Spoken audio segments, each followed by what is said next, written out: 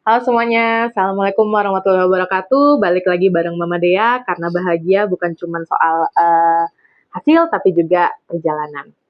Oke, jadi hari ini tuh mau cerita tentang naik KRL bareng Dea, anakku yang usia 2 tahun.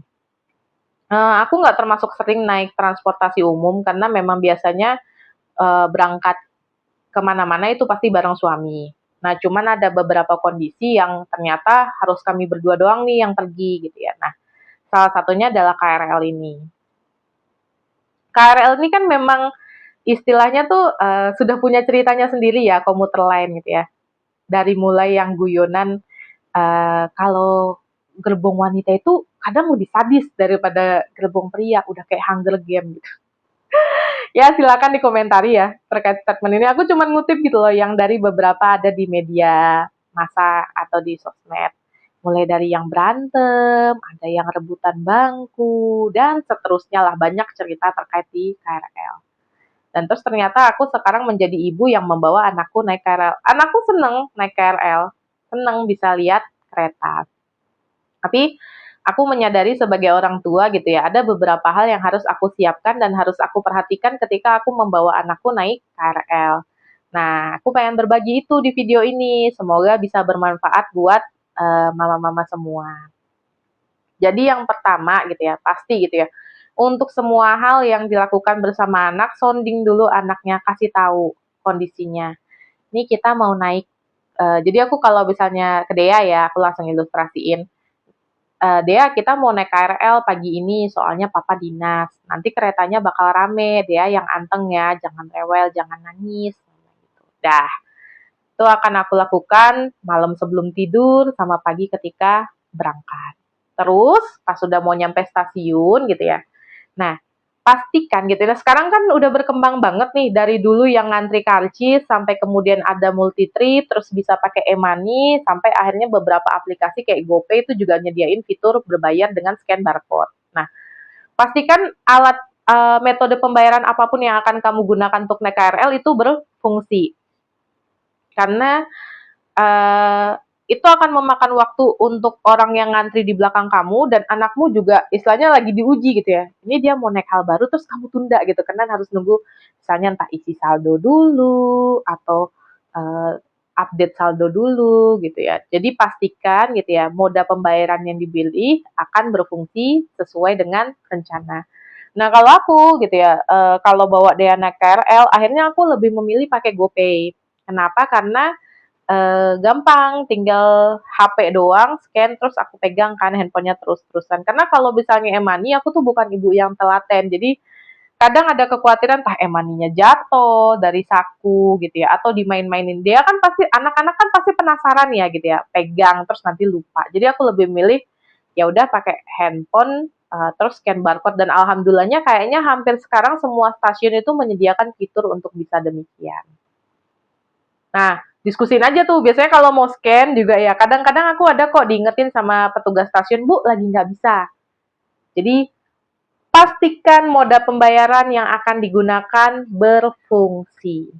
Jadi, alternatif utama adalah ya yang umum, e-money atau e-money atau kartu multi trip. Tapi bisa juga siapin GoPay biar praktis. Setelah mastiin terkait tentang moda pembayaran, nah terus waktunya juga pastiin. Aku nih pernah lihat pas itu seliweran status adik tingkatku yang dia ngomel karena dia harus ngasih duduk ibu yang bawa anak. Dia ngomelnya gini kurang lebih, kenapa sih harus pergi pada jam kerja?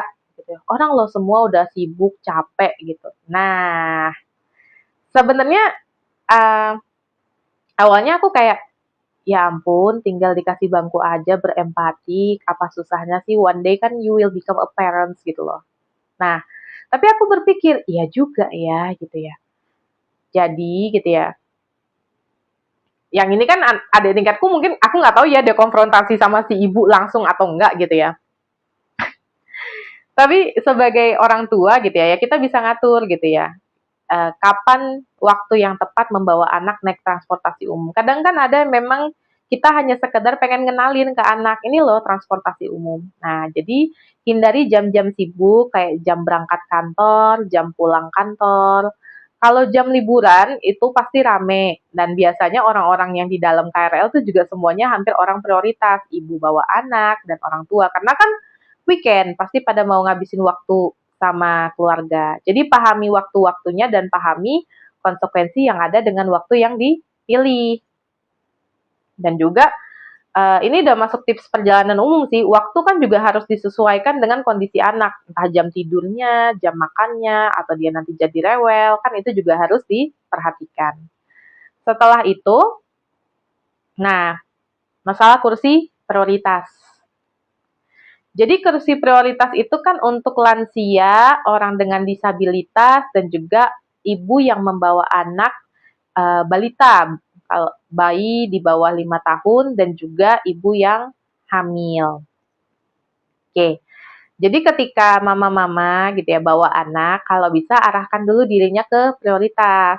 Nah, kalau misalnya nggak dapet, ya udah pilihannya adalah meminta di bangku biasa, kan sesuai nama kondisi masing-masing, atau bertahan gendong. Karena aku orangnya bukan tipe yang berani ngomong, aku tuh sering kali lebih milih bertahan sebenarnya. Jadi aku jarang banget minta bangku. Eh, Termasuk dari masa hamil gitu ya, ketika aku rasa kondisi badanku masih oke, aku nggak bakal minta bangku. Jadi seringkali orang yang menawarkan. Nah, cerita prioritasnya ada sedikit cerita sih. Jadi tapi ada benernya si ibu ini gitu ya. Jadi aku tuh dulu pernah gitu ya pas naik KRL bareng dia. Terus ada ibu-ibu yang nyapa pas mau masuk. Mbak, nanti di kursi prioritas ya. Nah, kupikir kan beliau concern perhatian sama aku. Jadi ya udah gitu kan. Makasih Bu, aku bilang gitu. Nah, pas masuk, aku udah lihat arah ke prioritas. Udah ada yang memang sama-sama membutuhkan di kategori prioritas. Ya udah aku bergeser dong gitu ya. Dan aku bergeser pun tanpa maksud untuk minta bangku gitu ya.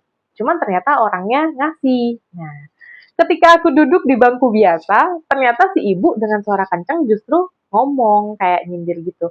Gimana sih kok nggak ke bangku prioritas, nggak ngerti banget gitu. Ini kan buat orang umum gitu. Kita tuh sama-sama capek abis pulang kerja.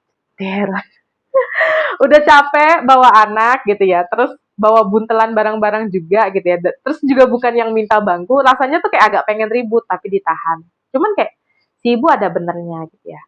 Kadang gitu ya, ya itu kayak aku kan ya aku memang udah lihat kondisi pas itu oh penuh nih ya udah ke sebelah aja gitu ya. Tapi ya itu pastikan dulu bangku prioritas ada untuk kita-kita yang membawa anak. Kalau nggak ada baru kita ngarah ke bangku umum. Nah itu pilihannya selanjutnya adalah minta bangku atau bertahan. Balikin ke kondisi masing-masing. Terus untuk masalah anaknya, pastikan anak senyaman dan sebahagia mungkin. Aku tuh suka banget ngalihin dia, ajak nyanyi. Atau misalnya kalau naik KRL kan ada kan papasan kereta lewat. Nah, tuh kereta lewat tuh kayak gitu. Dan pastikan dia juga aku bakal negur banget, aku bakal berusaha dia kondusif tidak mengganggu sekitarnya. Jadi nggak manjat-manjat. Kadang kan dia juga udah mulai minta mau duduk sendiri, ya udah boleh, tapi jangan manjat-manjat ya. Dan aku selalu kayak minta maaf ke kanan dan kiriku gitu ya. Jangan sampai gitu ya, karena kita nggak bisa ngatur anak kita, orang jadi nggak suka sama anak-anak gitu. Terus eh selalu ya itu kan minta maaf sama kanan kiri, selalu kondisikan dengan sekitar kebutuhan kita. Jangan sampai gitu ya, karena kita nggak ngomong terus anak kita yang jadi korbannya. Atau misalnya hal yang harusnya kita lakukan terus jadi terkorbankan. Ini aku punya cerita juga. Jadi pas itu yaitu papanya dia dinas, aku terpaksa naik KRL pagi-pagi. Ya kan KRL pagi kan pasti rame banget ya dari arah Bogor ke Jakarta. Nah itu aku nunggulah karena aku mikir kan, ini keretanya rame terus, kasihan anakku gitu kan.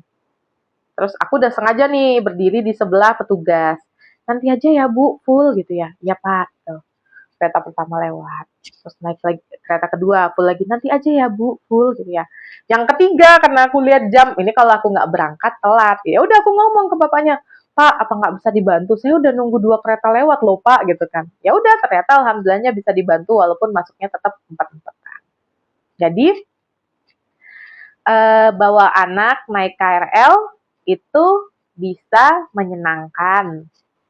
Yang perlu adalah persiapan, mulai dari soundingnya, perhatikan waktunya, ketepatan waktunya, perhatikan kondisi orang-orang di sekitarnya gitu ya. Kalau ada apa-apa diomongin, kalau salah minta maaf.